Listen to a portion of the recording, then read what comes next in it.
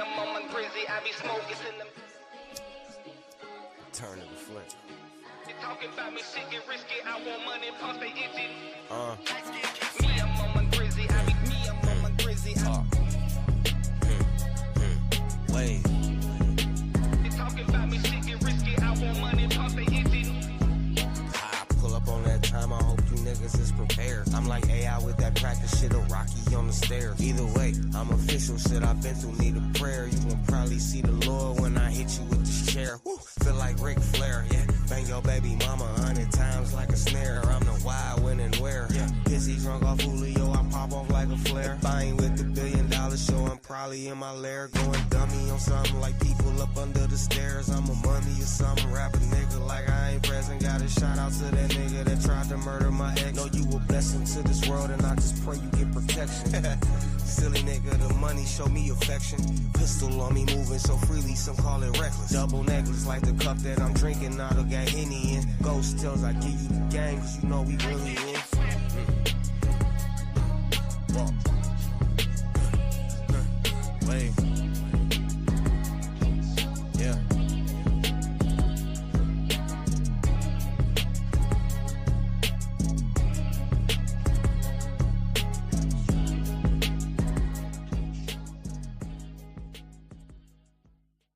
Me, I'm on my grizzly, I be smoking till I'm dizzy. Got the stances on the glizzy. Don't make me spin this bitch like frisbee. Talking about me, shit get risky. I want money, pumps they itchy. Niggas wasn't with me, trenches. Niggas better keep your distance. I be on this mission, blue cheese ain't no dressing. I be vibing, ain't no stressing. If I'm there, I keep my weapon. I want mine and I want extra. If you own it, I'm gon' catch it. I've been on the potty pressure, bitch that weight. Like I rush that fire, go turn your west to Casper, collect that plate. Like a pastor, I'm a money making bastard. Certain squares, white castle, ducking handcuffs and them shackles. I want cheese like a pack of niggas, snakes without the rider. Me on that is half the battle. Me blow stacks to make them matter. If I'm fucker, then I spatter. Getting heads, you know I'd rather get that bread. You know I'd rather eat that dick. You know I love her. When I'm finished, you can get her. When I'm finished, you can get her.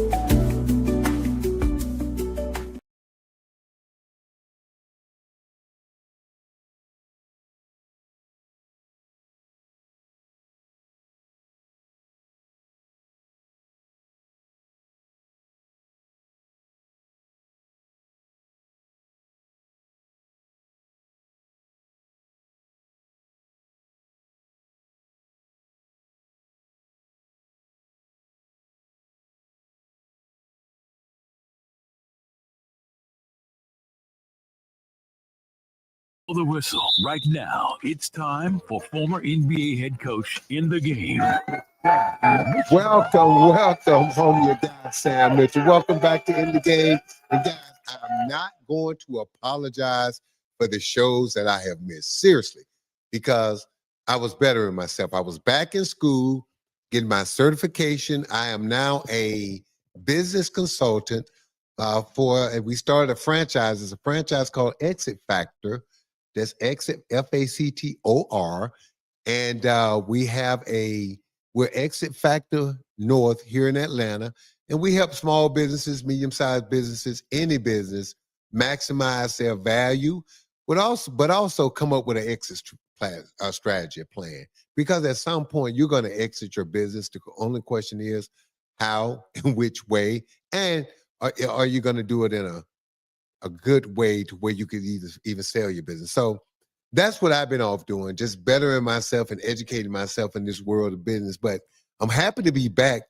Welcome back to In the Game Network. Don't forget to hit that like and subscribe button. Also, every Monday at 1 p.m., the raw side of things with Sir Bam Bam. So Bam Bam been doing this thing every week, right? Okay, because he's again, not that he hasn't been bettering himself, but again, I'm kind of creeping over in and out of some different worlds right now as I make this transition more from a sports standpoint to a business standpoint. So excited about my new leaf on life. All right, let's get to some sports now. I wish we would have been talking on air about the argument you and I had off air. We're not going to get into specifics, but James Harmon, a.k.a. Naughty, and again, I can't believe I'm having an educated conversation with someone who goes by the name of Naughty. That being said, we had a conversation or argument about celebrating participation, celebrating almost winning. So to me, let me get this in my mind. If you are a Power 5 school and you have won a national championship in either basketball, baseball, or football, or women's basketball, right? Those are the major sports in a Power 5 conference, right? Correct. If you have won a national championship in one of those sports before, I consider you as a university, as a Power 5 school, when you go out and hire a coach, the expectation is to win a national championship.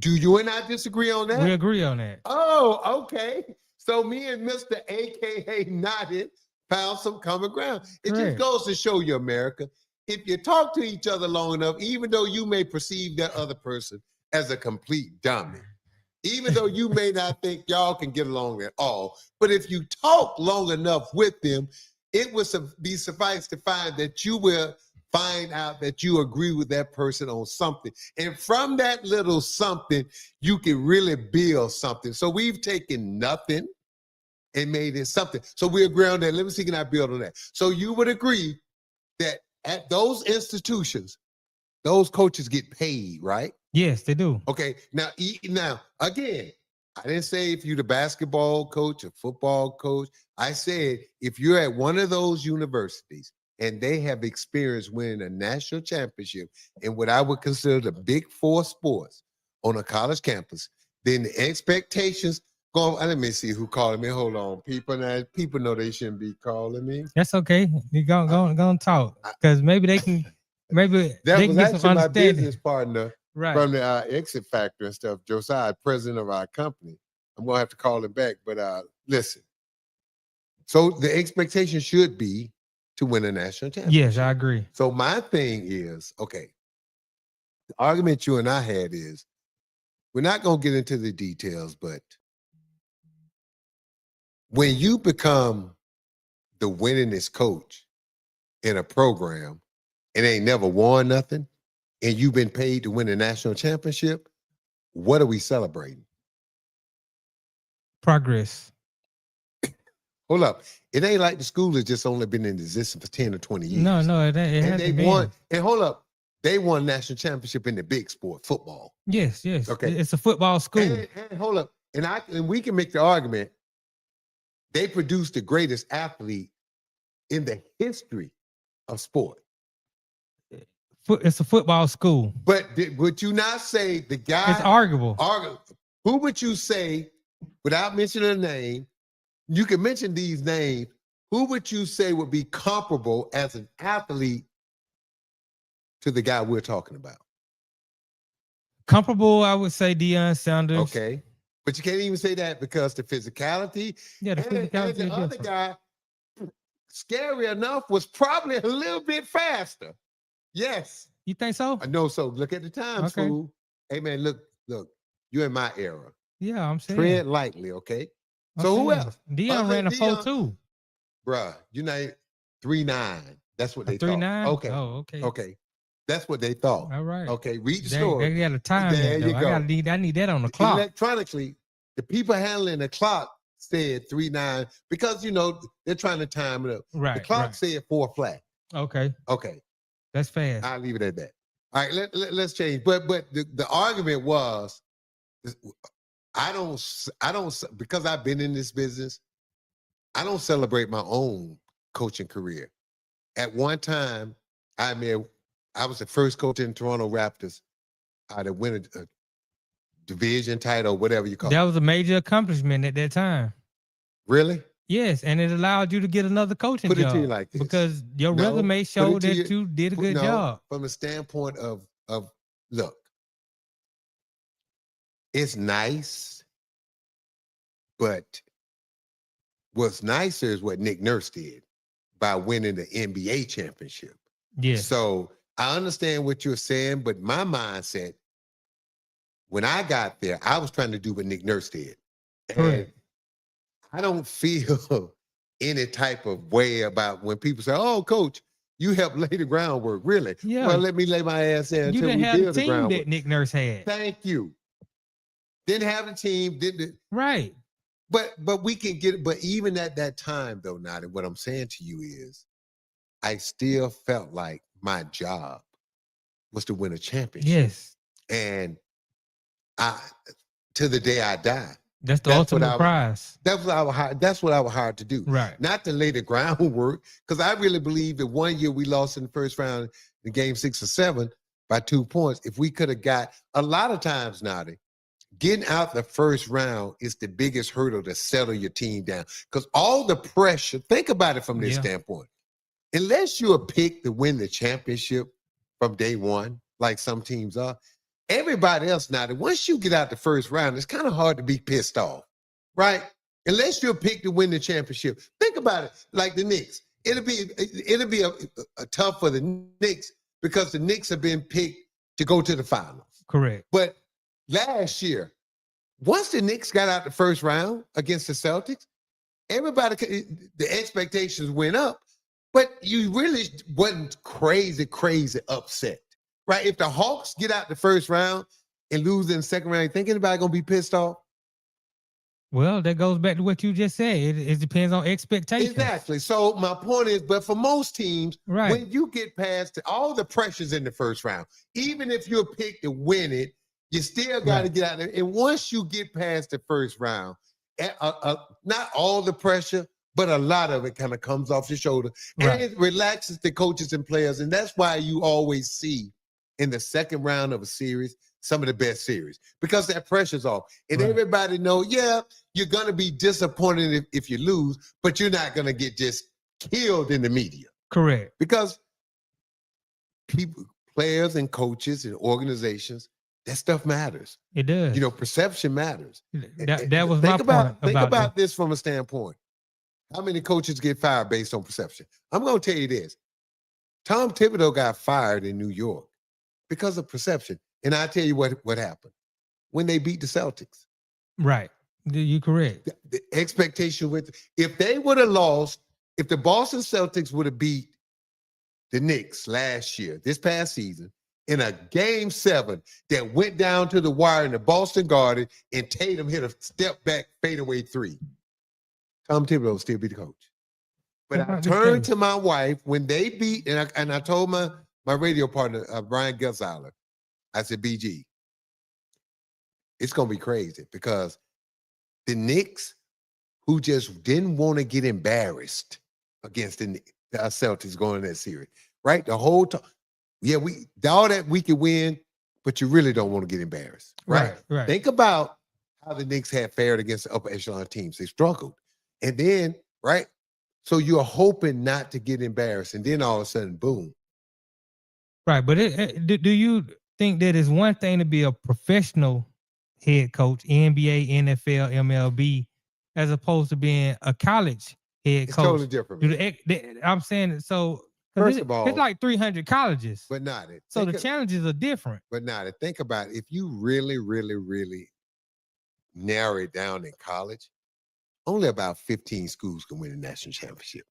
If that many. Right. And I'm being liberal with that, right? I'm being generous. Correct. Only about, if you really, really look at the teams and look at the talent level. And then this is another thing you got to factor in college now. The age. Yeah. The people forget when they was talking about FSU and all these small mid-majors making these runs, the average age of the team was 20-something years old. Last year, Auburn average age was what, 22? Right. The team that Bruce Pearl went deep into the NCAA tournament. Right.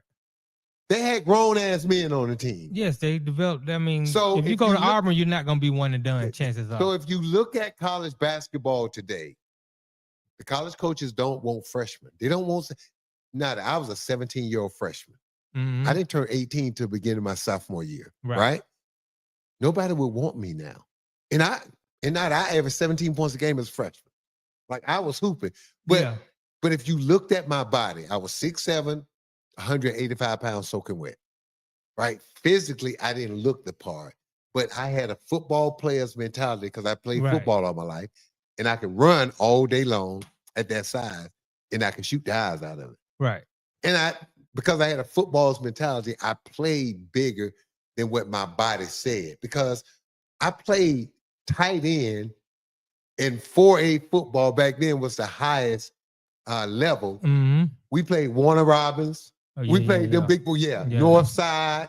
Oh, yes, sir. We played them grown-ass men, dog. When I was in high school. I remember my sophomore year walking on the field against Warner Robins. And me and my teammates walking back over to the sideline when we both teams out there warming up. Man, most of these guys got beards and mustaches. Dude, we had peach fuzz. We lining up in the trenches. I was little 235-pound offensive guard. They do 295, 310. Oh, yeah. Man, they just mauled us, man. Yeah, they going SEC. My mother had me laugh, and she said she started, her and another group of mothers, said they started to come out on the field and say, come on. Y'all get off that field playing with these grown-ass men. Come on. Right. I said, Mom, if y'all would have did that, that would have been hilarious. Right? Yeah, that would have been crazy. But I had that mentality. So I played bigger than what my body was. So, but I wouldn't have played as a freshman. So when you look at college basketball today, it's all about they want the development, they want the maturity. It's different today. Yeah. They got the transfer portal is open. Yeah. So now they want you to kind of go somewhere. Now they even got COVID, it gave guys. Man, you have some guys get 6 years of college basketball. Well, you can get they're allowing it now. Your JUCO years don't count. Don't even count. So you think about this, now. Right. You can go to junior college for 2 years. Yep. Grow up, develop. Then you got 4 years of Power 5 basketball. Right. Dude, it's crazy. Yeah. And for a lot of kids, Nadi, I would recommend doing that route for this reason. Unless you're Darren Peterson, who's going to be the number one pick in the NBA draft in 2026, go to JUCO, work on your body, work on your game, and then maybe by your sophomore year, if you're at a Power 5 school, you're able to come out early. Think about it from that standpoint. Yeah. Well, yeah. Because 95% of the guys that come into the league right out of high school, physically and mentally, they're not ready. Right. They're just not. No 17 or 18-year-old is ready for 100 games. Is not ready for the mental load that comes with it. Not ready for the travel that beats you down. Not ready for it. You're just not. right? And then you're just not mature enough to handle being on the road with all the responsibilities that come with being a professional athlete. So is it a thing that for both the player and the teams, the organizations, that they want to get the player on the clock as soon as they can, as opposed to getting an older player who you might not have as much time Well, with? now I think teams now are going to reconsider that for this reason. The earlier you get them in your organization, the longer they stay, the quicker they get to that big money. Look how many. Okay, think of it from this standpoint. Would I rather draft you after 2 years of junior college and then your freshman year at a Power 5 school? So now instead of 17, you're 19 or 20, you're more physically developed, and your game is rounded out. I take you right out of high school. Fine. Okay. That first year, you're going to struggle. Gotta get strong, gotta get you. Second year, by that third year, you coming into your own. Now, I got to pay you. Because most of these guys now, after that third year, Right. they want to get paid. Mm-hmm. So now, I'm paying you at 20. So now you sign a 5-year max deal. That takes you to 26. Now you can get it. Let's say you the man now. You rocking and rolling. Now that take your next max deal takes you to 31. You still got 4 or 5 more years left in you. Now you get another. Let's say you still make a second team All NBA. Now you get another. That's 3 max deals. Right. So now you're looking at over $1 billion. Or if you're the NBA, would I rather get you at 20 or 19 or 20? And now that first year, you're kicking ass. That second year, you get better. That third year, you doing what you're supposed to do. Now I sign you. You're 23. Now you get your first big deal, takes you out to your 28, 29. Right. Now you get that second deal, takes you to 34. Now, after that, I put you on a year-to-year deal. Which one would you rather have? If you're the owner. From the owner standpoint, There you would you like go. to have the more developed player There you who's in go. the 20s. But from a player perspective, you want to get on the clock as soon as you can. Yeah, but think of it like this. This is the chance that you're taking now. Okay, you get on the clock soon. Now I got to make a decision on you because you want that money in year 3 and you ain't that dude yet. So now I'm either going to try to offer you less or I may trade you. Right. Now, let's say I trade you. Confidence shook. Now people saying, is he a bust? Mm-hmm. Now all that's creeping in. Now you got added pressure. You see what I'm saying? Right. Sometimes it's better. Look, man, the money's gonna be there. If you'll get, and this is the thing that these young players better think about. The hook gonna be quick. If they don't see it quick, right, they're not investing. Right. Think about it. I think NIL helps them out. Yeah, but because now they can afford to stay. You can afford to stay your butt in school Right. because it don't have to be a money grab. Before you had to come out. Right. Right. But think about a guy like William Avery. Played at Duke. My teammate at Minnesota Timberwolves. I love William. I think he's assistant coach with Duke now. If William had to come out because he was a 15th pick of the draft. But think about if William Avery would have stayed in school and Duke could have said, Will, stay and here go $2 million. Boom. Now, mama, I can take care of my family. I can help mama. I don't have to rush. I don't have to do this. I'm getting my NIL money. No pressure. Now I can stay in school and develop. I can even have the luxury to stay 1 more year to really, because the NIL money going to go up. The coaches ain't going to mind me, not going to have a problem with me coming back. Right. You see what I'm saying? So with the NIL, it would have changed things. But William Avery came out, 15th pick. Boom. It didn't get the opportunities out the league. So you can come too soon if you're not ready now. Look, we're going to change this topic, man. But the one thing about me, I want you to understand this, dude. I don't believe in participation trophies. I don't believe for them in kids. And I definitely don't believe for them in grown-ups. And if you are a professional coach and the owner tells you when he hires you that I'm only hiring you to do so much, to get this team to a certain level, and then I'm gonna hire the real dude Right, to but come take them so to try that's to why I win a was asking you: do championship you not separate a professional coach from a college coach? all day And what a long. college coach is, Look, man, the, college get how, guys coach 30-some games. NBA, we coach 82 plus the preseason Right. playoffs. so success in the NBA is measured differently than success in college. Success in the NBA's championship, but the success in college with the money that's being paid now should be championship. I can't And disagree if with you're that. at and again, if you're at a Power 5 school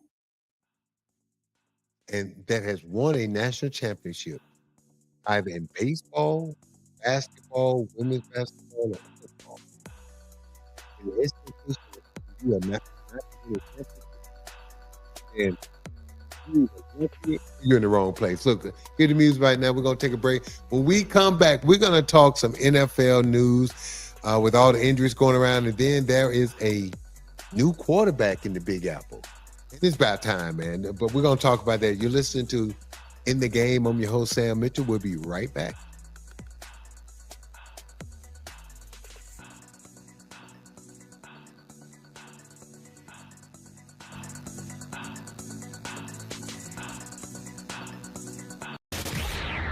All right.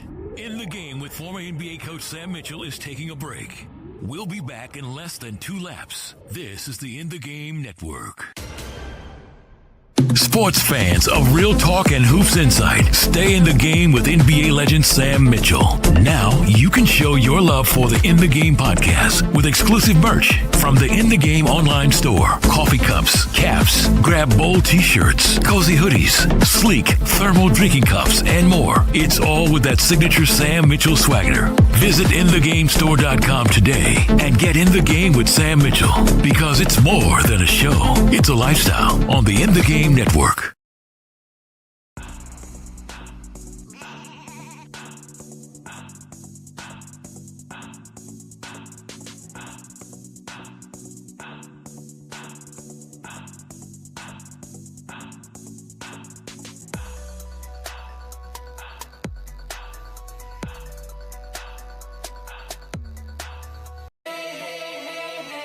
And we're back on the In the Game Network. Welcome with back. Coach Sam Mitchell. In the Game Network. I'm your host, Sam Mitchell. Look, don't forget to hit that like and subscribe button. Also, every Monday at 1 p.m., the raw side of things for Sir Bam Bam. Excuse me. I'm ticked off at you. See how much time we spent talking about that nothing, and really the real basketball news that we were supposed to be talking about is the Houston Rockets and Fred VanVleet. If you don't know it, people, we're not even going down that road. If you don't know it, people, Fred VanVleet in a workout, who had just signed a 2-year extension with the Houston Rockets, who just acquired Kevin Durant this summer and really overhauled that team and invested some money, got rid of Dylan Brooks and Jalen Green for Durant and this guy to retool this team to go on a championship run. Make no mistake, the Houston Rockets are all in. That being said, man, how devastating of a news for Fred VanVleet to get hurt. You're talking about a guy, even though smaller in stature, a guy who's won a championship. And I was covering that series. I remember in the second round 2 against the Milwaukee Bucks, Toronto was struggling, and Freddie hit a shot in that third quarter. And me and Leo Rowden kind of looked at each other and said, you know what, that may be the shot to get them back on track. And Milwaukee never won another game in that series. And Toronto just went on and the rest is history. But Fred was an instrumental part of the Raptors championship. And now he's going to miss the season with a torn ACL. And really, truly, man, if this is a 2-year window, for all practical purposes, even that second year, it normally takes that second year you plan, at least halfway through it, to get back to where you were. This is devastating for the Houston Rockets. And I would have to say, their odds are going to drop a little bit because the problem is this. You make it find somebody that can do what Freddie does, or if you move the backup up to that starting position, now your depth drops at the backup position. Yeah, so it's but just who a are tough position the to be in. backups are what? Shepard and Aaron Holiday? Not enough experience. Now, when you start talking about winning a championship, and you're talking about playing with KD, KD wants to win a championship. So don't be surprised if we look out there and see some names of some veteran point guards getting traded, think about it from this standpoint. Man, if you were Chris Paul and had not signed with the Clippers, how good an opportunity this would have been. It would have been a good opportunity, but I don't know if that's it the would've move that Houston would have wanted to make. Because Hey, man, Chris Paul is a little bit long in the tooth. Yeah, but he played all 82 games last year. Yeah. And with that team, you can honestly say you just need someone to know how to run the show and distribute the rock, right? Right. Because you got the scoring, you got everything. You got everything. You got size, you got defense, you got scoring, you got shooting, you got athleticism. Yeah. I'm just everything. I'm just speculating it out there now. Look at some other teams. Think about some teams that may have a point guard to spare. Who's out there? The first thought that came into my mind was actually a Dennis Schroeder. If they can go pluck him away from where I think he's in Detroit. Yeah. Or, D'Angelo Russell before he signed with Dallas, that might have been a move they might have been willing to make. See, another thing too, it's going to be tough because it's tough. I tell you what may have been a nice fit.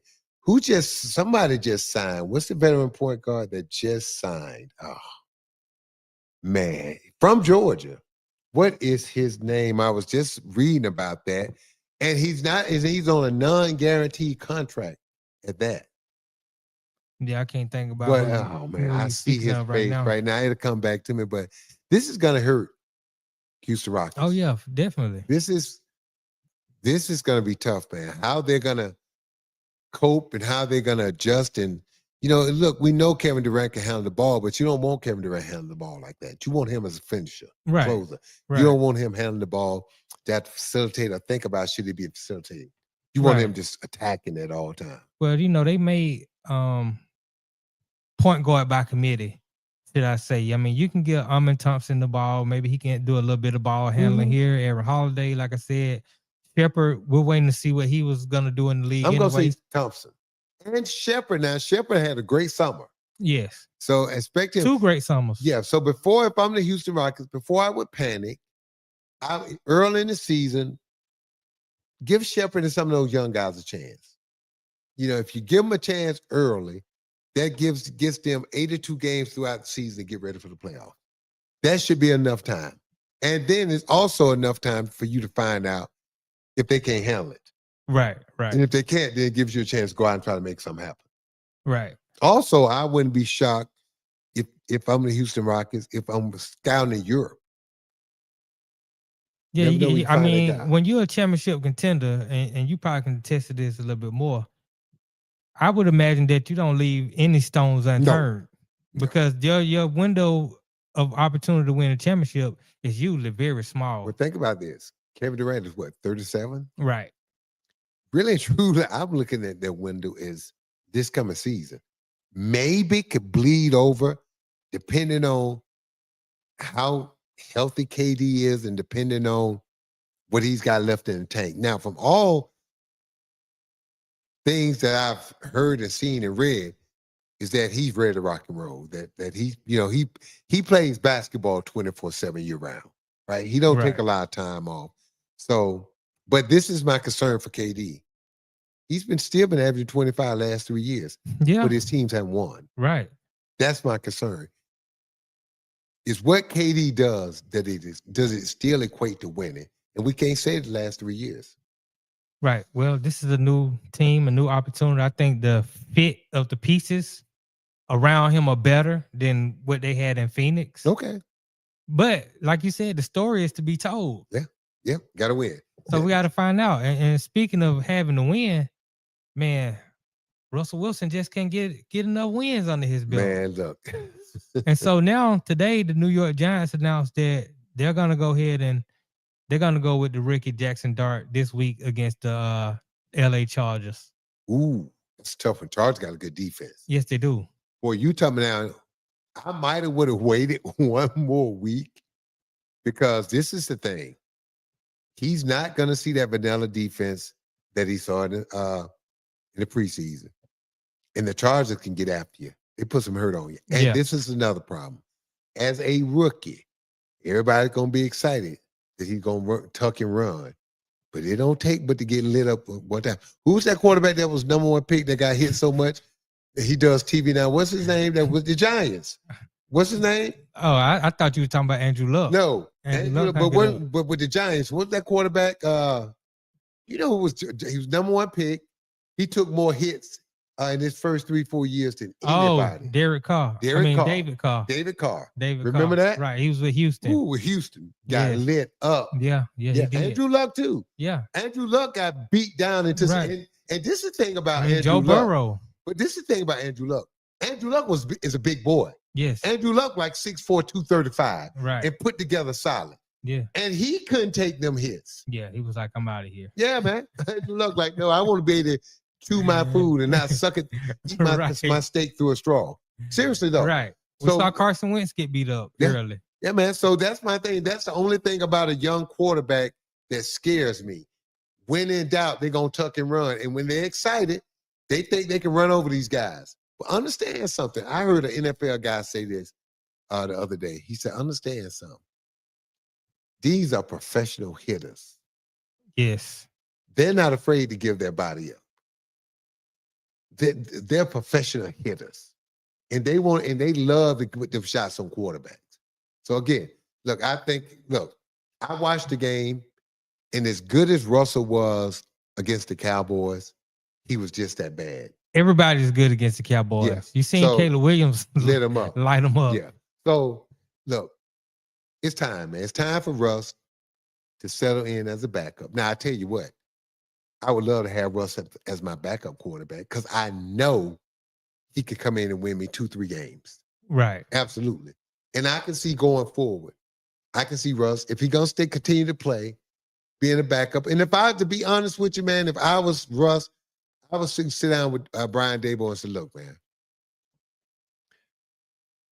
I'm still healthy enough to play, but I don't need the responsibility of carrying a team like that.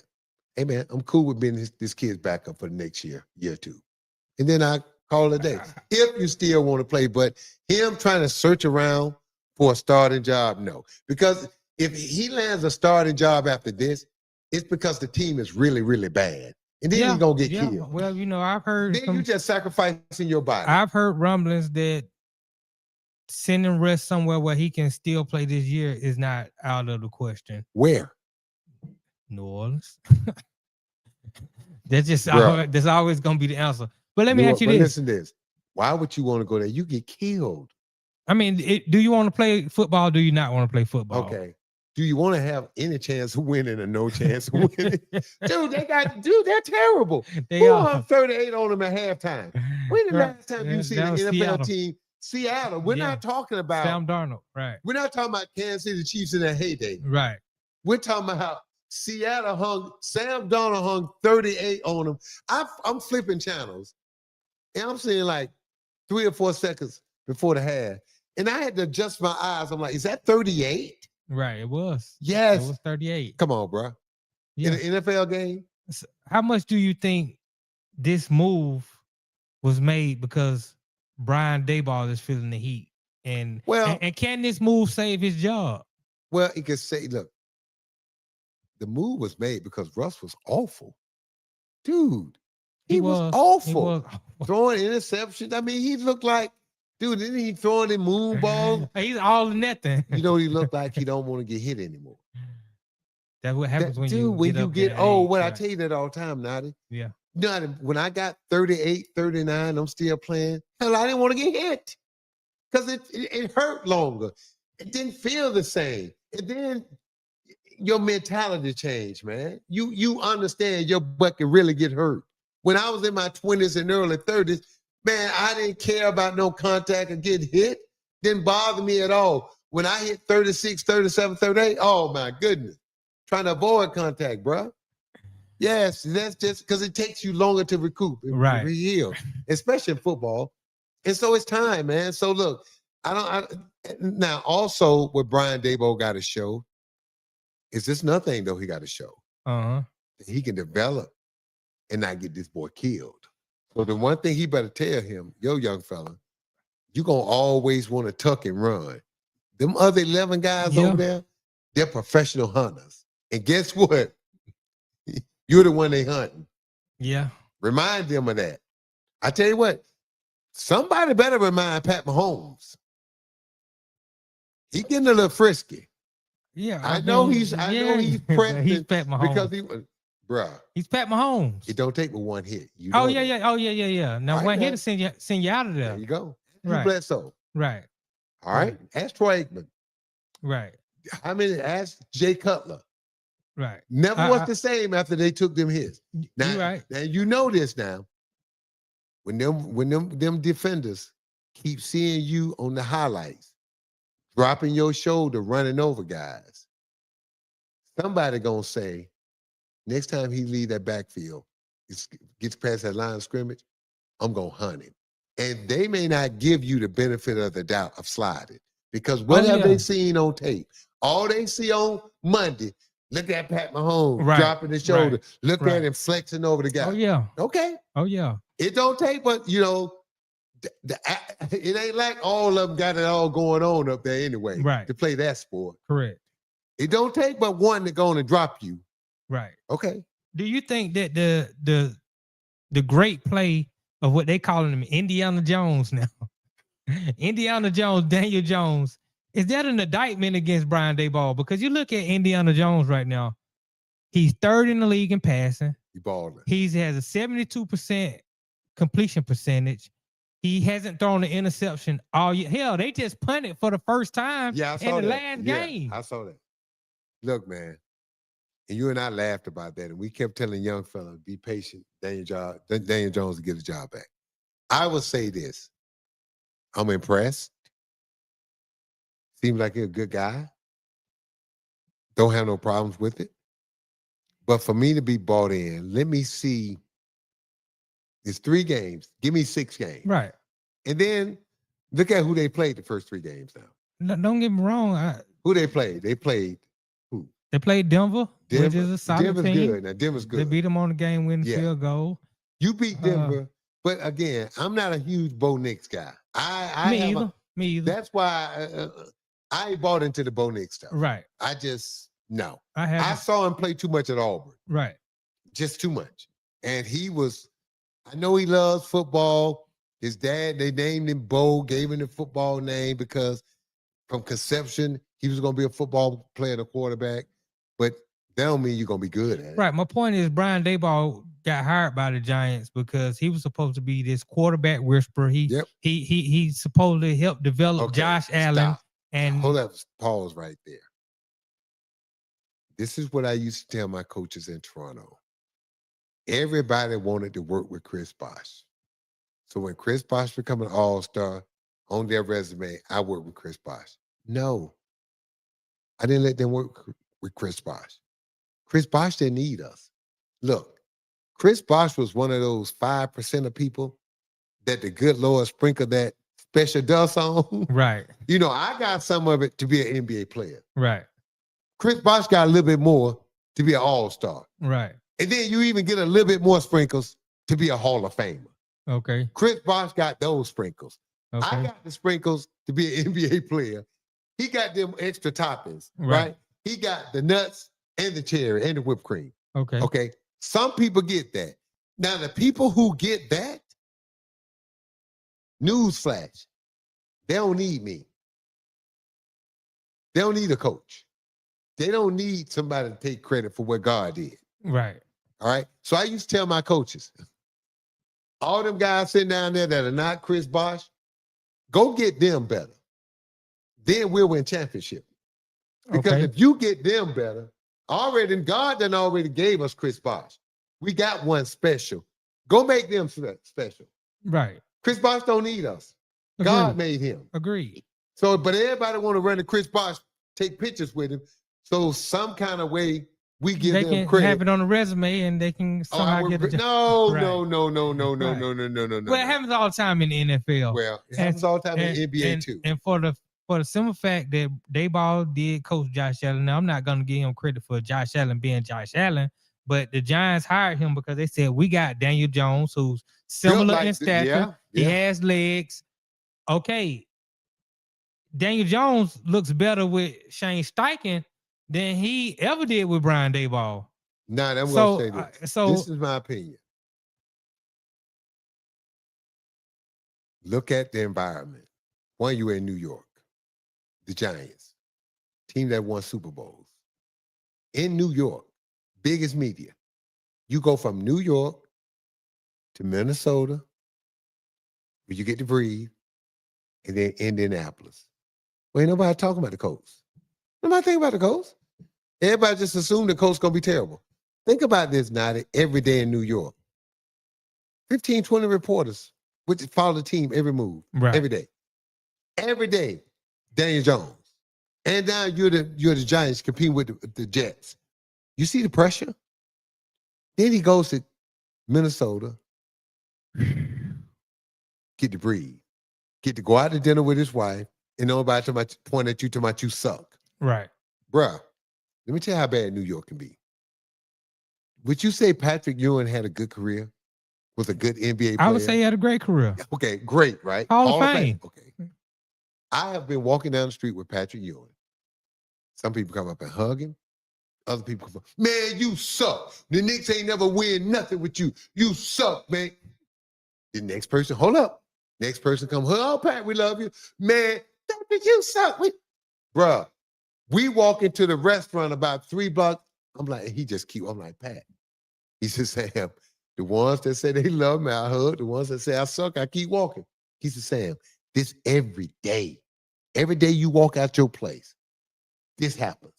Now think about you're Patrick Ewing and had the career he had. Right. Think about Daniel Jones. Yeah. And he actually did suck. Yeah, nobody hugged Daniel. Bro, you ain't going, listen to what happens so Nadi. You ain't going nowhere with your wife. You ain't going out to dinner. Right. You're going to limit everything that you do. Because of that pressure, you almost become a recluse. Yeah. As big as the city of New York is, you become a recluse. It's too much. Now, all of a sudden, you go to Minnesota where people see, oh, hi, keep on going. Bro, Prince, you could walk around, nobody bothers him. Herbie Puckett, Kevin Garnett. The reason they loved it there, they could have a life outside of who they were. So then you go from that to Indianapolis. Come on, bro. Yeah. Nobody's going to bother you. So my point is this. I'm removing him out of that New York media environment. And now from Minnesota, now to Indianapolis. Look where he is, man. We got some more NFL stuff. I'm hearing that music. Time to pay some bills. This spot's coming to you by HGI, Hegemon Group International, your one-stop shop for financial services. We're going to take a break. Don't forget to hit the like and subscribe button. But In the Game Network, we'll be right back.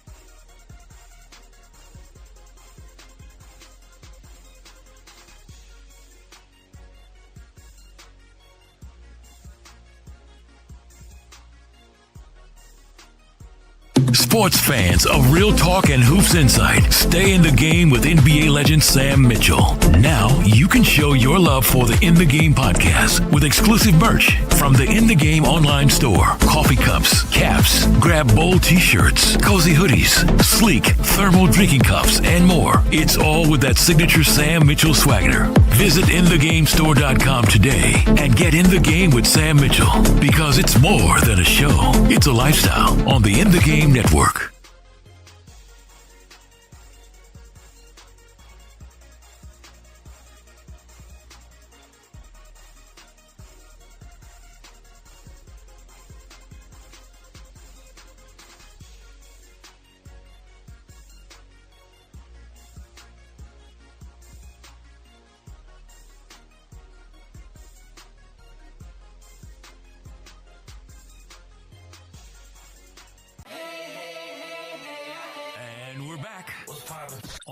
Game Network with Coach Sam Mitchell. Lead in. Right Welcome now, back hear what the coaches to tell In the us Game on the Network. show. I'm your host, Sam Mitchell. Don't forget to hit that like and subscribe button. Also, every Monday, 1 p.m., the Raw Side of Thing with Sir Bam Bam. Now, we wouldn't be doing this show justice if we didn't talk about that debacle last night. Look, first of all, it was a good game. Detroit against Baltimore. The game in Baltimore. Second, look, man, you know what we starting to realize? All these coaches getting all this credit. Jared Goff is good, bro. Yeah, Hey, man. Hey. Yeah, he is. And Dan Campbell can coach. He can. And by the way, the GM who put that team together He's done a great job. know what the hell he doing. And last but not least, man, the Detroit Lions are for real. They've been Bruh. for real the last 2 years. Look, man, It's time to they win a went Super into Bowl. Baltimore on grass, Yeah. not turf, grass. And they pounded and grounded. They beat the crap out of Baltimore physically. Man, every Yeah, time it they seemed did. like they handed the ball off, they got 5 to 7 yards every time. Yeah, they did. And then when they went doing that, Jared Goff was just picking them apart. And then the defense, look, Man. this is what I'm going to say. Look, Lamar Jackson is the best quarterback in the league. I had to think about it. From a talent, you see some of the passes he threw? I But- want to agree but- with you. This Josh is, but Allen this is is my looking good problem too, though. with Lamar right now.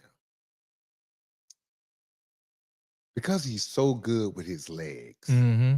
he's starting to hold on to the ball too Yes, long he is. to try to he's so used to making them great plays. And Right. last night, give Detroit credit.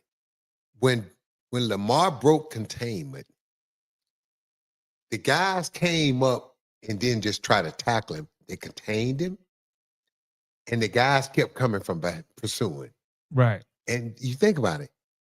Last night, out of the 7 or 8 sacks, they got him from behind 4 or 5 times, Right. right? Because them guys, normally when guys try to get Lamar on the ground, they just come at him, he give him a move Right. and beat him.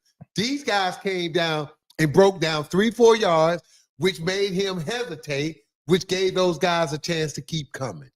They had a plan. They put together a defensive plan, and this is what they did. They took advantage of Lamar Jackson tendencies Yes, they as did. a coach. And I see a guy that want to hold on to that ball because he's so good. Flip Saunders had a great saying all the time. Your biggest strength can be your biggest weakness if you don't focus on it. Lamar Jackson's biggest strength is his ability to run the ball. But because of that as a strength, he holds on to the ball too long and he's giving himself up too much. Yeah. He's got to, John Harbaugh, and look, I'm going to say this. I'm not worried about Baltimore. Baltimore still is going to be there in that AFC. They're going to be right there at the end. Because, dude, first of all, nobody else can run the football like Detroit run it. Because nobody else, think about Detroit offensive line. Yeah. A bunch of first rounders. Right? Detroit, 3-4 years ago, went heavy on that offensive line. Oh, yeah. All right? Nate Sewell, all them guys. Yeah, so they got a good offensive Yeah. line. But what I'm saying is, nobody else has an offensive line. Kansas City can't block I and mean, run Philly, like that. Philly got a great Philly, offensive but line. But each They're the AFC. in AFC, yeah. You got one team to worry about if you're Baltimore. I'm The worried about Bills. Baltimore. Look, man, if it was game 10, I would be. Remember, last year they started off slow and then went on and won, 12, Yeah, 13, but- 14 games. I'm not worried because, okay, they still should have won the Buffalo game. But they People- didn't win the Buffalo game. But not it. Okay. They didn't win. We not. Nah. You just told me to start the show. We not Nah. doing this moral victories. Not it. Not talking about more. It's about winning. Not it. Listen to me carefully. Okay, let me listen to you. It's game. They done played 3 games. Yes. Okay. You know as well as I know. When you got Lamar and Derrick Henry and all them guys, you ain't hitting every day in practice. You ain't doing this. Okay. Now that people don't understand that. The reason some bad teams wait till the coach. That's why I said wait to game 6. We had a saying in the NBA. The young teams that get in shape are going to steal some games early because the veteran teams use games to get in shape because the coach ain't pushing them in practice, a veteran team, like you're doing a young team. You're not worried so much about young guys getting hurt and beat up. Okay. Veteran guys, you ain't doing that. So in the I used to say this all the time. Look at young teams in the NBA, how they'll start off good. And then when you get to about that 10th game and the veterans done got their legs, then they start stacking off 7 out of 8 and 12 out of 16 because they done got in shape. Same thing with the NFL. John Harbaugh, you're not pushing and killing the Ravens in training camp like you would do when they win a lot of those guys their 3rd and 4th year. The NFL is a different animal. Right. You got less games. You don't have 82 games to figure this out. 17. You got injuries that can happen to you. Listen to me, Kev. I know those guys. Right. Play golf with them. I used to live next door to Chris Carter. Okay. They'll tell you. Dude, we think it's short. They look at it. Now, you got to remember now, the NFL used to be how many games? 12. Yeah, 12. 14, 16, 17. Yeah. Right. Okay. Right. So I understand that. Right. The NFL season, and people thought that was long. It Right. used to be 12 games because of the brutalities of the game. Correct. So this is what teams understand. Ain't nobody trying to go 17-0. Because in order to go 17-0, that means your guys got to go out there laying on the line, getting the crap beat out of them every time. What? Don't you see now where running backs are getting to that sideline now, they're dropping out of bounds? Yeah. You know how it used to be, you ain't tough unless you drop your shoulder and got that extra yard? Yeah. Emmitt Smith used to get out of bounds, though. That's why he played How for many so years long. he played? That, Right. Nothing. This is what people have to understand. This is my big argument with the NFL players. Why do they go at each other's knees? When you go at each other's knees and tear these ACLs, you just cut a guy's career in half and his earning potential. Yeah. I don't care how big an all-pro you were. I take your knees out and tear your ACL. You could be the best wide receiver in the league. You ain't getting paid. Right. Right. Right? And they're trying to institute some of that stuff out So of the game. I'm not talking about from the owners and the referees. Right. To me, as a players association, when we meet ourselves, hey guys, look, every time we take, and I know it's hard to bring some of these big guys down. Yeah. But guys, every time we take a knee out, we just killed your earning potential. And, and the window for NFL players is short anyway. Yes. So now you take a knee out, now that nobody's going to pay you, you just lost 30 to 40% of your value. It's dog eat dog. But that's my point. Right. When we get on that field, we play. But if part of what we need to do is protect each other from having those catastrophic injuries. But if I don't bring you down, I'm sacrificing food on my plate. What I'm saying, figure out another way. I feel you. I'm not saying don't bring but that's gonna be something that the NFLPA gonna have to figure out. But see, now to me, that's a conversation that should be with the players. The owners shouldn't have anything to do with it. Right. Look, man, I got to get you on the ground. Right. But bruh, think of it from like this. Every time I take your knees out, okay, classic example. The running back, Nick Chubb. How much money Nick Chubb, before he got hurt, would be in the $20 million a year range right now. Right. And he just signed for like 2 million. Right. He just signed for $2 million. Yeah. I mean, but and you see Nick Chubb. But my point is this: he'll never get that money back. No, he'll never get that money back. And at the worst, you would have got Nick Chubb at a bargain before he got hurt at $16 million. He could have got $16 million without asking. That's how good he was. So do the math. He went from the last 3 years, he would have made an average of, let's say, $16 million. That's almost $50 million. Or some over. Right. Compared to 6. Right. He get what he can get now. Whatever he can get. But let me tell you why I'm concerned with Baltimore. Why? For a few reasons. Derrick Henry fumbled the ball 3 times in 3 games. Yeah. 2 times in the fourth quarter. It's cost them football games. Yeah. They're losing big games to good teams. Yeah. They're giving them away. And my most concerning reason is, man, that defense, man. Woo! Is the concern. Man, Marlon Humphreys was getting his lunch. He was serving up lunch like he worked in the cafeteria at a high school, man. Dude, they ran now. And the thing I used to remember about Baltimore, the thing that separated Baltimore, their D-line. You know, they had the big dude in the middle. What's his name? Vega. What was his name? Right. Oh, back in the day. Saragusa. Right. They had Ray Lewis behind him. And what people don't understand, and Ray Lewis will tell you, Tony's job was to get double team. Correct. So to free Ray up to go make tackles. Yep. And if you remember the games when Saragusa was out, Ray struggled. I don't care how good Ray was or how big and strong. Ray didn't weigh 330. Right. Them guards weighed 6'5", 330, 340. Yeah. Now, this is the thing I know about the NFL. If they list you at 330, you're more 250, 350.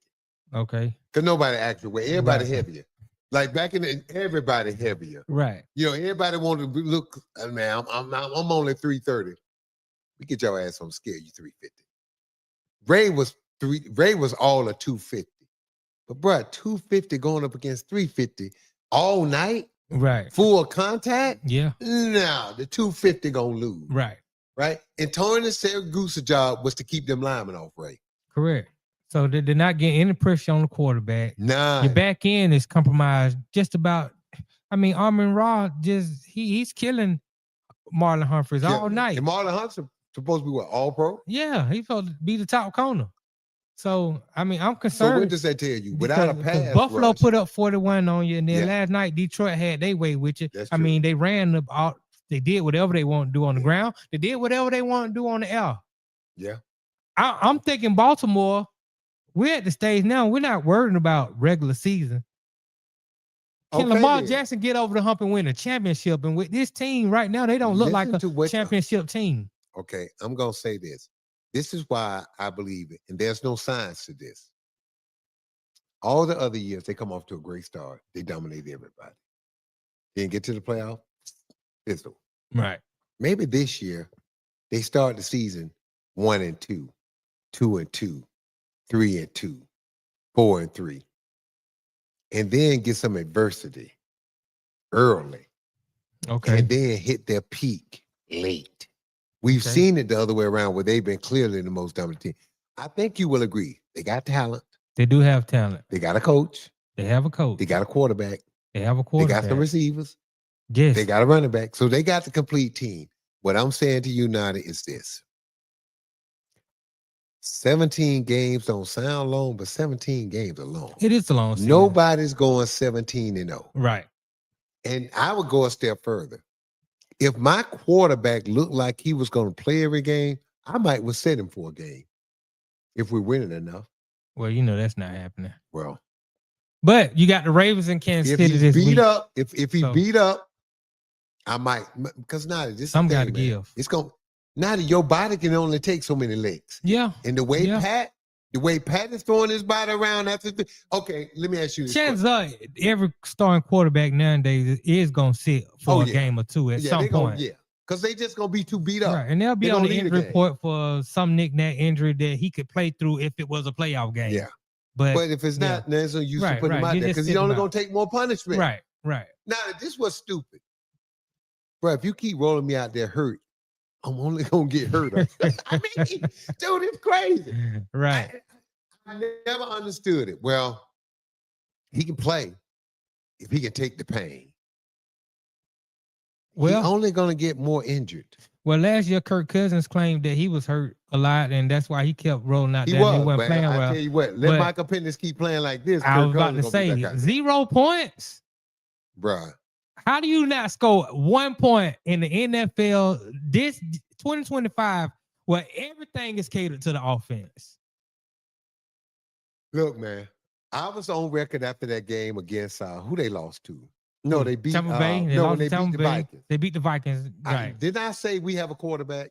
You did. Didn't I say we had a and I defense? told you, I said, man, they only beat the Vikings with J.J. McCarthy playing And terrible. didn't I tell you the Vikings were going to be better with Carson Wentz? The defense played great.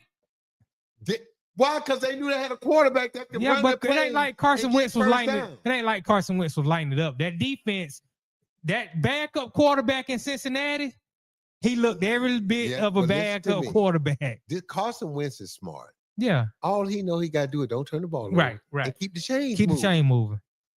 That's it. Right. It ain't rocket science. And I got a coach that gonna set the table. I got players. Right. I can run the ball. I got a good defense. Right. All I got to do is don't turn the ball over Right. and keep the chains moving. Right. And every now and then, just make the pass I'm supposed to make. Right. But even Cincinnati scored some points. The Falcons scored 0 points Against Carolina. Now, Carolina beat them 2 times in a row, going back to last year. Yeah, but Carolina defense that good to hold you 0 points. No. I mean, they clearly held the Falcons to 0. Now, Parker Romo, and I kept telling people, Parker Romo is not a good kicker.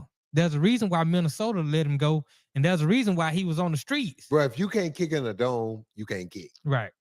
Now the Falcons then bought another kicker in on the practice squad. They don't know.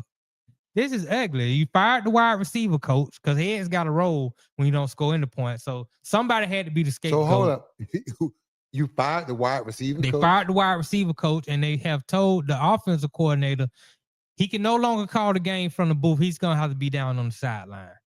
They're doing everything they can to appease the fan because they know that this is a dumpster fire.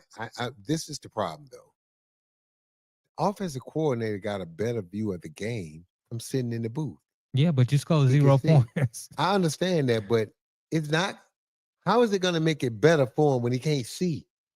I agree, but like I was telling Cox yesterday, we did a show last night. Shout out to Cox, Just Simply Sports. But like I was telling her last night, in Atlanta is one of the few franchises where the fans got say so in what they're gonna do on the field. Oh, you kidding me? No, because now, I'm a new Falcons fan, dude. I need to go back and switch my allegiance back. I'm telling you, I've been a Falcon fan. I've been in Atlanta my whole life. If the Falcons don't acquiesce to what the fans are demanding, nobody will come to the stadium. It's not like Cleveland, Green Bay, they're Chicago. Gonna complain, but they're coming to the games. They gonna put the paper bag on, but they gonna sell out. Yeah. Atlanta is not like that. You'll have a new stadium, Mercedes-Benz Dome, and all these luxury and fine things, and won't have nobody in the stands. Wow. So the Falcons are one of the few. So what are the fans crying for now? Since you got the heartbeat of the fans, Mr. ATL, aka Naughty. What are the fans screaming for now? Are they screaming for Kirk Cousins? Are they screaming for a new coach? Are they screaming for a different offensive coordinator? Is this the same coordinator they had last year? Yes. Okay. Was the fans happy with him last year? New defensive coordinator. Hold up. Were the fans happy with the coordinator last year? No, they weren't happy with the coordinator last year. Okay, I hear you. But the fans right now are screaming for points, and the fans are screaming for. Tell me why we scored 0 points. What does the head coach say? The head coach, he told you what he said with his actions. Offensive coordinator, I need you to come from the booth. Wide receiver coach, hey man, we got to roll ahead around here because these fans want blood right now. We got to get them something. What does the wide receiver coach have to do with you scoring 0 points? I have no. Maybe they're saying the routes that the guys are running, or you're not teaching them how to run proper routes to get open. Bruh, I look at it like this. I don't take anything for granted because it's not necessarily said that you're going to learn what you're supposed to learn in college. That being said, for these guys that have went to USC, right, and then went to Penn State, right, Georgia, Alabama, you should make the argument that you got better coaching in college because you got more time to coach. I agree. You got more practice reps, yes, more time. They got time to develop you in college. They don't have time to develop you once you get to the NFL. Thank you. They expect you to know how to play once you get to that level. And they just need to tweak it. They just need to fine tune you. But you're supposed to have the basic, right? Right. They just need to fine tune it. Okay. What we're saying, obviously that doesn't happen. So what do you think the problem is with the Falcons right now? As a new Falcons fan, some of it is youth. Okay. The young guys gonna look great some nights. Right. Other nights they're gonna disappear. Again, you gotta remember, some of them young D linemen, they're still light in the jeans. Yeah. They haven't put their grown man weight on yet. Right. You know, if you're playing D line and you 255, 265, you light. Right. And if you don't get off the line with speed, they're gonna dominate.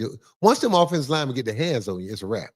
So if you can't beat them with speed ain't gonna work every night against veteran offensive linemen who know how to slow you down. So they gotta learn how to play a little bit. Michael Penix's still a young quarterback. He is. It's essentially this is rookie year. Yeah, he's still a young quarterback. Right. And I love Bijan Robinson, but you can't run him 25 times a game. Right. You can get him 25 touches, right, correct. but you can't turn around and hand it to him 25 times a game Right. off tackle. He'll be done in 3 years. His career will be over.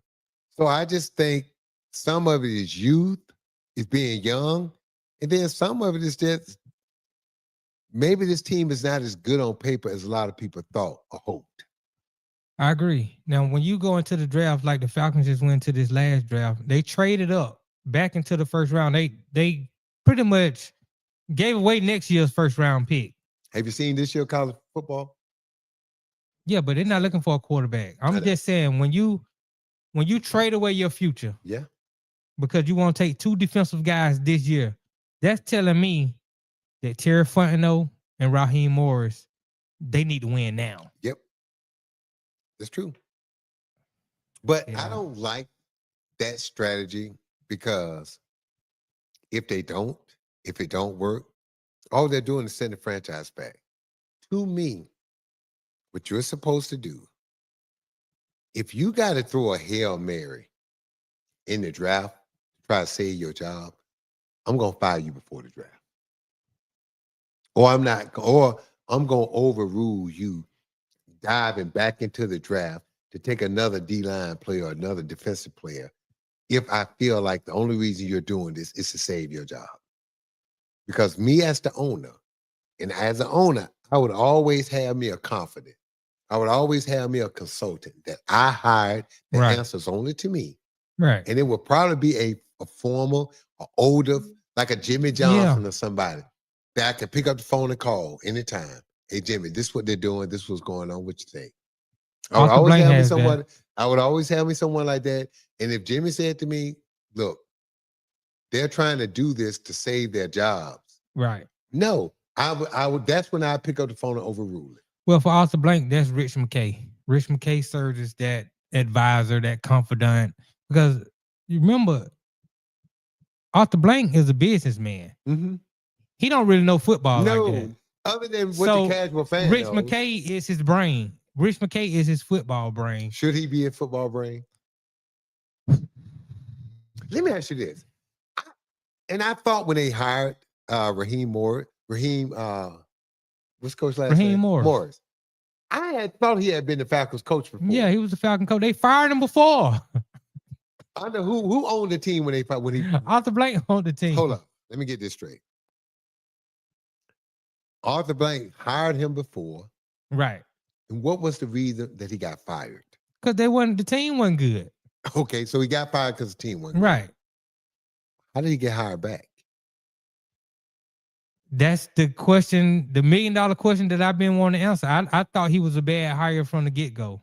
I support him because of the obvious, but I didn't think that was a good hire. And after last year, I thought that they should have fired him after the Washington football game where he mismanaged the timeouts and pretty much ruined their playoff chances. Yeah, I thought that game, and I had talked to some people about that game. I felt like his answer during the press conference, he just dug a deeper hole. I would have been happy with if he would have said, look, that's on me.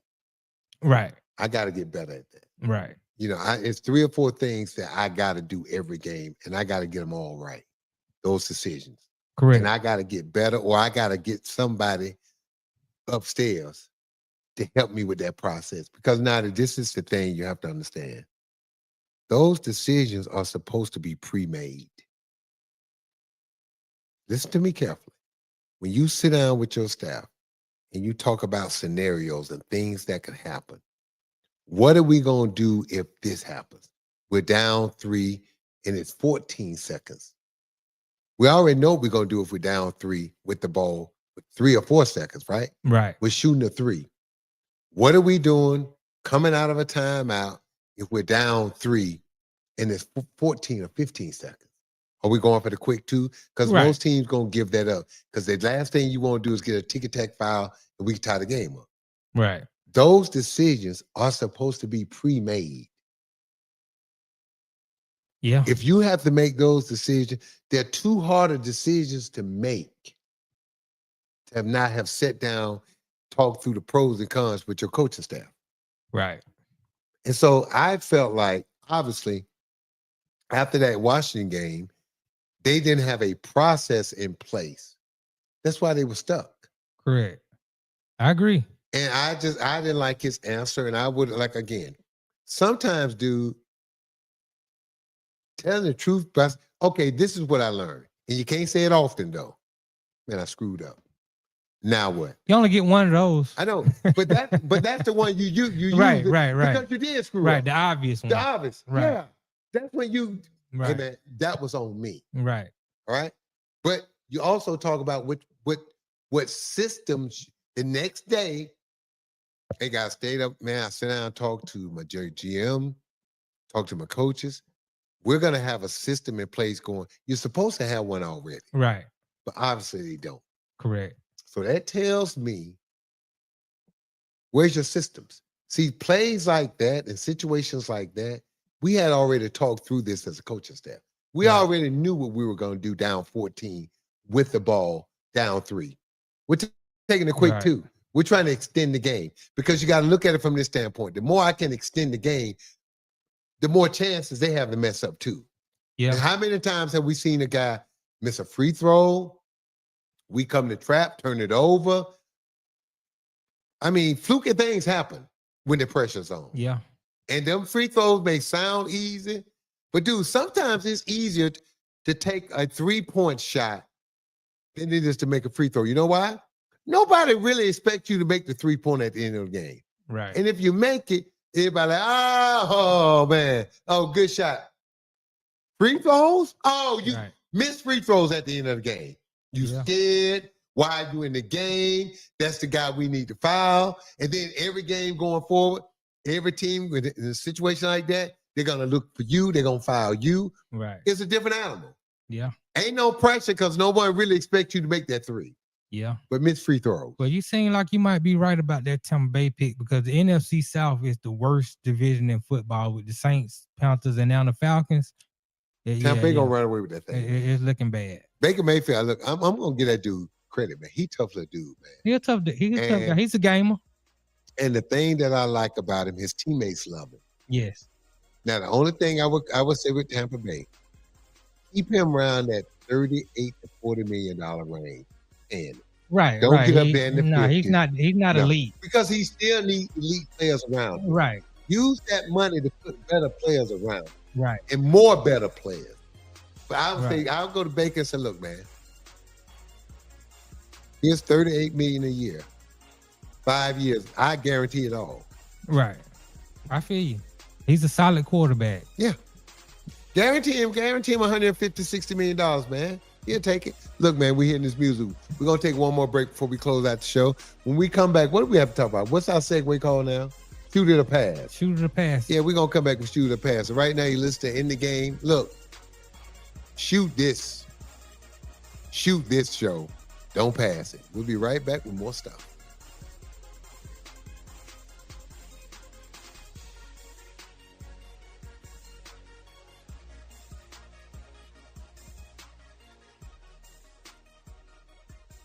Sports fans of Real Talk and Hoops Insight, stay in the game with NBA legend Sam Mitchell. Now you can show your love for the In the Game podcast with exclusive merch from the In the Game online store. Coffee cups, caps, grab bold t-shirts, cozy hoodies, sleek thermal drinking cups, and more. It's all with that signature Sam Mitchell swagger. Visit InTheGameStore.com today and get in the game with Sam Mitchell because it's more than a show. It's a lifestyle on the In the Game Network.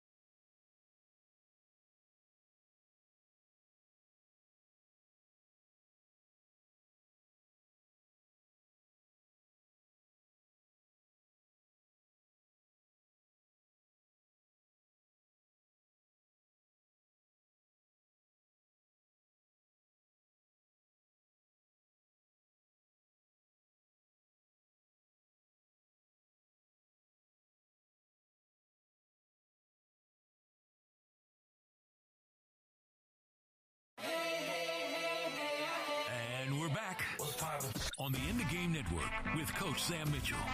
Welcome back to In the Show. It's In the Game. Don't forget to hit the like and subscribe button. I'm your host, Sam Mitchell. Don't forget every Monday at 1 p.m. The raw side of things with Sir Bam Bam. Naughty. In our last segment, shoot it or pass it. I know you got some good questions for me because I've been on fire, man. I'm learning. My knowledge is getting there with business, with opportunities, how this thing work, man. Look, man. They say you can't teach the old dog new tricks. Naughty. Yes, you can. That's what I heard. You may not can teach an old dog, but you can teach a good one, baby. And I'm a good dog.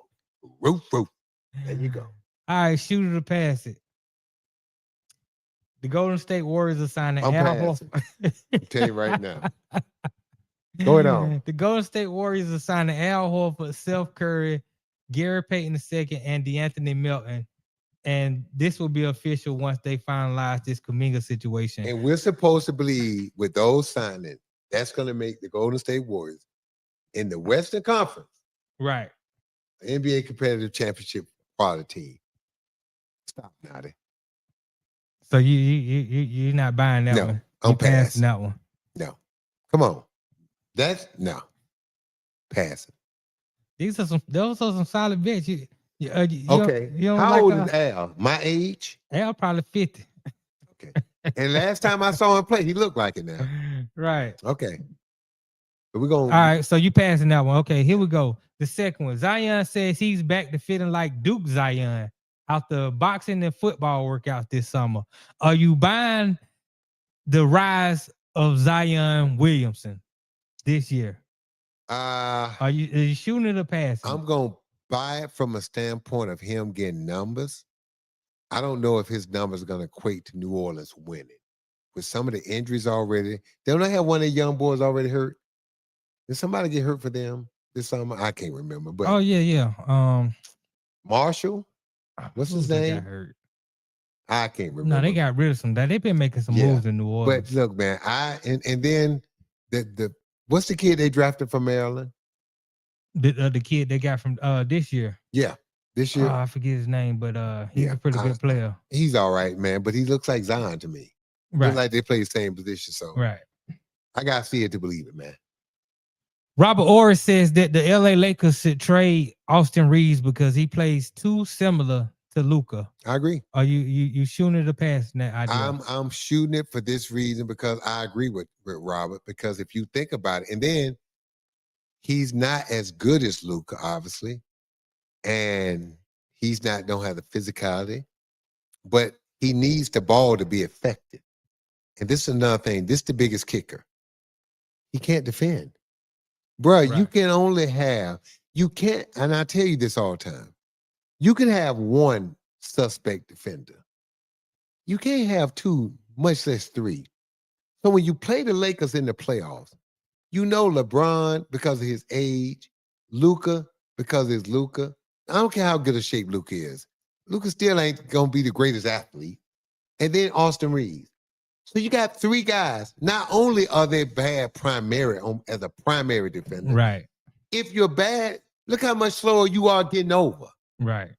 So it's too much. And then all three of them need the ball to be successful. Right. It ain't like Austin Reeves and LeBron, when Luka got the ball, are playing like Golden State, coming off screens, slipping screens, doing all running. No. So you got guys, they all do the same thing, and you can't have that.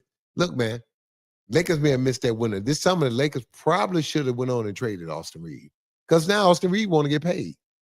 Yeah. They still got time. Yeah. Shoot or pass it. Matt Ishba, the owner of the Phoenix Suns, he's bringing Steve Nash in as a senior advisor to help with the team. Is this a good idea or not? Shoot or pass it? I'm going to shoot it because I know Nash, he's a good dude. But listen to the people you already got there. I know he's got some quality people in that organization. I know he's got some quality people. Matt Ishby lived in Detroit, from Detroit. Mm-hmm. Who played in Detroit? Isaiah Thomas? Isaiah Thomas played in Detroit. I think Isaiah Thomas been advising him. Been willing to advise him. I don't know how much he's listening. Look, right. Isaiah Thomas, if you look at his tenure as a player, and then as a coach, and then as a general manager, he drafted talented players. Correct. He knows talent. I don't think Matt Ishby's been listening. I think the problem now, Nadi, don't nobody want to listen to the veteran guys. Everybody want to listen to the new guys, the new thinkers. Analytics. Yeah. Look at it. It could be all because New Orleans, because OKC won. How long did it take OKC to win a championship? Right. Since they've been in OKC, right? Yeah. And you can make the argument that OKC has had more talented players than what they got today. Yeah. You're going to tell me this group they got today is better than Westbrook? Okay, Westbrook James, going to the Hall of KD, Fame. Surge.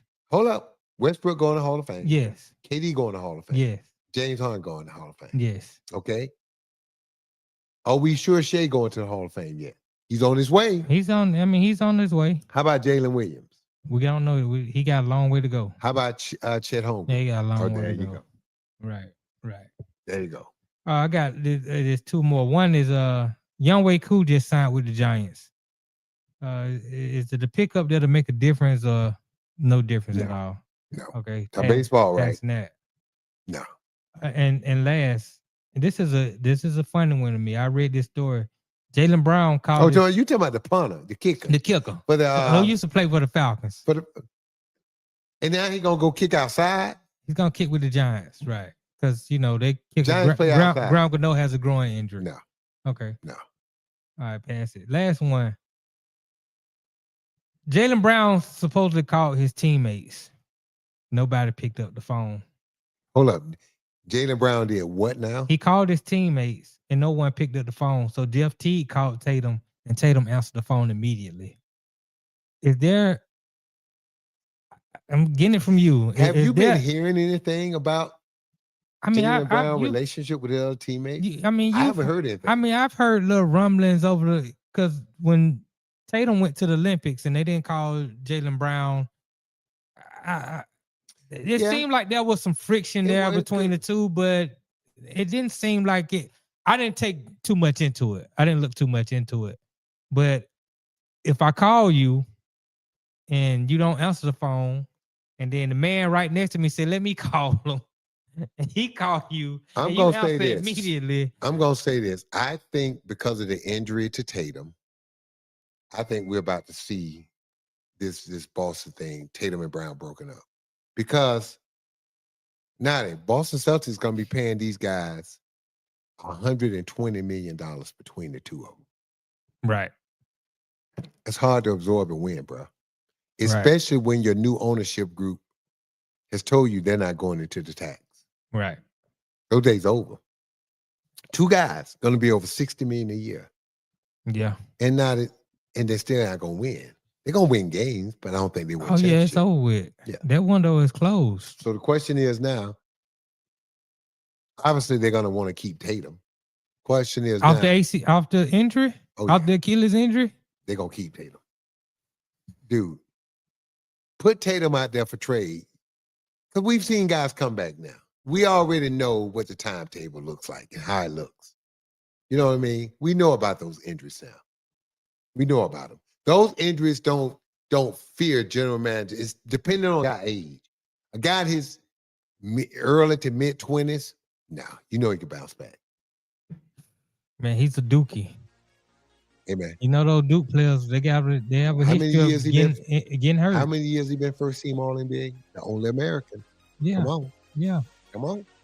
He only won the last 3 seasons. Yeah, I think Jaylen Brown is a better all-around player, offensively and defensively. And you add leadership quality in, and you add just the person he is. I don't have a problem with that, but this game, why did his teammates answer the phone? Hey, bro, let me tell you something like this. That's a good question. Let me say this. Right, wrong, or indifferent. If they don't answer your call, who's that more of a reflection on them or you? Because we didn't say half of them answered and half of them didn't. Right. None of them. Right. If it would have been half and half, that could have been them. Right. But when it's all of them didn't answer your call and I'm a Jaylen Brown fan, I would look in the mirror and say, that's me, and what do I need to do to self-correct? Gotcha. Does that make sense? That makes all Man, sense. if you in the world. listen to me, I will part this knowledge I got on you, my brother. Instead of fighting me all the time, join me. I'm learning. all for the young I'm learning fellas. some of these old tricks. Look, man, I'm all, they're not old. Hey, man, don't make me stick you with this fork, man, okay? Look, I'm all for helping the young people, man. All for it. But y'all got to listen, all right? I got you. Understand something. This thing called analytics, we call common sense. We just looked at it and it made sense. Right. Listen to us. The same road that y'all are going down. We've been down that same road. The scenery has changed, but the street is the same. When I went to Italy, to walk on the same street that the Romans had laid that brick that Jesus walked on, it's an awesome experience. That brick was still there. That road was still there. It wasn't gone. We still here, man, with this knowledge. All y'all need to do is just, like my mother, 86 years old, what frustrates her the most, she said all the time, the young people don't want to listen. I said, well, mother, stop speaking so quietly to them. Put your foot down and make them listen, because you can teach them something. Listen, that's the word for the day. Again, I always tell you guys, don't hate the player, don't hate the game, don't even hate yourself. Learn how to play the game and maximize your efforts. You listen in the game on your host, Sam Mitchell. Don't forget to hit that like and subscribe button. Also, every Monday, 1 p.m., the raw side of things with Sir Bam Bam. Talk to you Thursday. Out.